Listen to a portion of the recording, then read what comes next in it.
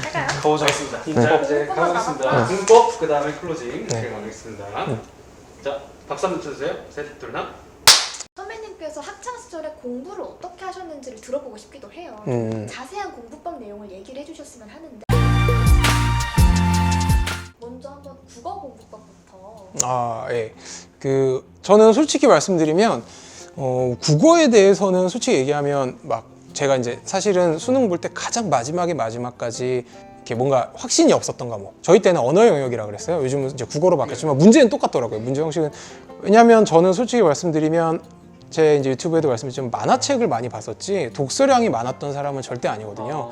책을 사실 지금도 싫어요. 왜냐면 워낙 교과서로 책을 많이 보다 보니까 저는 약간 뭐 소설이나 뭐 수필집이나 심지어는 되게 재밌게 읽히는 에세이 같은 것도 이렇게 보면 저도 모르게 외워야 되고 진짜 그러니까 직업병이에요. 네, 진짜 특히나 의대랑 치대를 다니고 그게 더 심해졌어요. 수능 공부도 많이 하다 보니까 이거의 주제는 뭘지 막 이렇게 그러니까 글을 즐기지 못하거든요. 그래서 그렇기 때문에 국어에 대해서 이렇게 왕도를 알려드릴 수는 없지만 한 가지 팁은 뭐냐면 이거를 이제 제가 이전에 뭐 드림맘님이라는 채널에서 되게 그때 수능 직전에 나가서 수능 공부법을 물어보셔서 수능 국어를 볼 때 저 같은 분들이 되게 많을 겁니다. 보통 어렸을 때 독서량이 많은 사람이 적고 특히나 또 이런 공부 관련 스튜디오 S 같은 채널을 보시는 분들은 그래도 어느 정도 공부를 잘 하시는 분들일 텐데 그래도 뭐 이제 상위권. 근데 이제 저처럼 수학 과학에 조금 더 흥미가 있고 관심을 가진 분들은 결국 마지막에 그게 내신이 됐건 특히 수능이 됐건 국어가 진짜 짜증이 나요. 그러니까 글 읽고 막 문제 풀 때 그래서 제가 수능 때도 어땠냐면 저는 현역 때는 국어를 보면 기복이 되게 심했었어요. 결국은 그런 거죠. 이렇게 확신을 갖고 푸는 문제가 대부분이지만 예를 들어 10문제 중에 뭐 한두 문제, 두세 문제는 꼭 두 개 중에 헷갈려요. 1번, 3번 중에 헷갈려요. 이게 상위권은 거기까지는 갈 수 있어요. 아무리 내가 국어를 잘 못해도.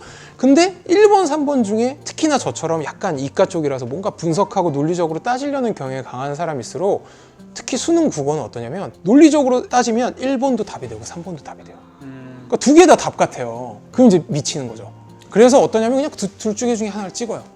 그래서 찍은 것 중에 그날따라 찍은 게 보통 이제 확률 2분의 1인데 이제 그게 한 60% 이상 맞으면 수능 성적 거기 잘 나오고 국어가 잘 나오고 그게 막 한 30%도 못 맞는 날은 수능 성적이 상대적으로 최상위권 중에 떨어지거든요. 그거를 현역 때는 극복을 못했어요. 그러니까 항상 어떠냐면 국어에 이제 유명 강사님이나 선생님한테 가져가면 꼭 그런 얘기를 해요.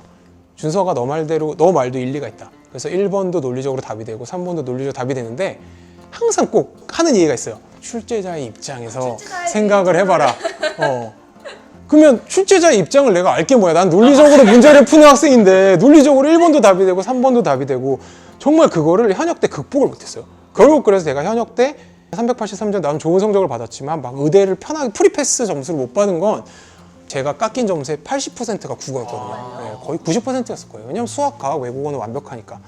그래서 03년도에 대학교 4학년 때 다시 수능 공부를 할 때도 저는 국어를 이제 딱 파죠. 그러니까 그놈의 출제자 입장이 뭔지 한번 내가 보자. 그래서 어땠냐면 그러니까 국어의 가장 피해야 될 게 뭐냐면 어설픈 모의고사니까 소위 말하는 안 좋은 문제를 풀면 안 돼요. 그러니까 수능 기출문제 또는 교육청에서 나오는 문제 그런 문제들이 정말 정선되고 답도 다 이유가 있거든요. 근데 막 그런 거죠. 막 그냥 뭐 그런 사설 모의고사 정말 문제를 위한 문제를 내는 국어 문제들이 있어요. 물론 그럴 때는 수학도 그렇고 영어도 그렇겠지만 그러면 그런 문제집을 그러니까 무조건 문제를 많이 풀면 실력이 늘 거라고 생각하면 국어는 진짜 안 돼요. 예. 그러니까 그런 거는 심지어 해설을 봐도요. 해설을 봐도 잘못된 해설이 돼 있어요. 맞아요. 예. 그래서 이걸 아시는구나. 그러니까 저는 국어를 되게 못했으니까. 그래서 그거를 이제 다시 공부를 할 때.